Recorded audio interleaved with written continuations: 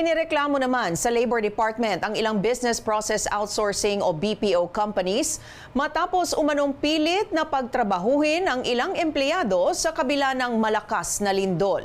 Makakausap natin via Zoom ang tagapagsalita ng BIEN o BPO Industry Employees Network Cebu na si Kyle Enero. Kyle, welcome to the program. Can you give us a clearer picture kung ilang workers ang sakop o nag-file ng complaints through BIEN Cebu since the earthquake? So we've received more than 100 complaints from various employees from different companies across Cebu City. And not just Cebu City, but including Mandaue and Lapu-Lapu cities.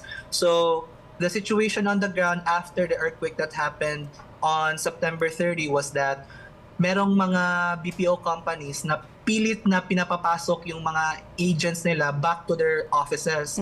This is despite the fact na mayroong isang malakas na lindol na nangyari. Yung bases nila ay may clearance supposedly from building engineers sa mga buildings na ino-occupy nila. But for us in BIEN, this is not enough to prove that it is safe to operate as of this time. Okay. So hence why we are demanding directly from BPO companies to set up work-from-home arrangements or other alternative modes of operations. All right.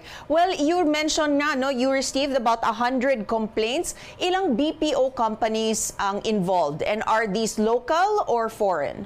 Yung isa-cite namin publicly ngayon ay at least 10 BPO companies in across Cebu City, Mandaue, and Lapu-Lapu. These are mostly local BPO companies that we have received so far.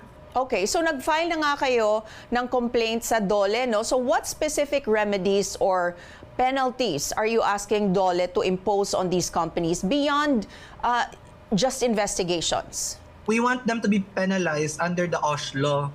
Yun po. Kung ano pa yung mga specific provisions na applicable sa labor code. Kasi yung crucial yung may investigation yung DOLE to ascertain what really happened during the earthquake or after the earthquake happened. So, yun yung hinahabol namin ngayon na makausap directly yung regional director ng DOLE Region 7 para ma-report sa kanya yung compilation of reports namin na galing mismo sa mga empleyado. So yung pinakamalala na situation na natanggap namin ay una, yung pagpapatuloy ng pagtitake ng calls ng mga agents mismo samantalang lumilindol.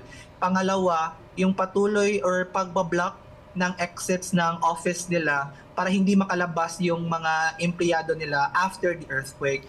So ibig sabihin, they were forced to work through the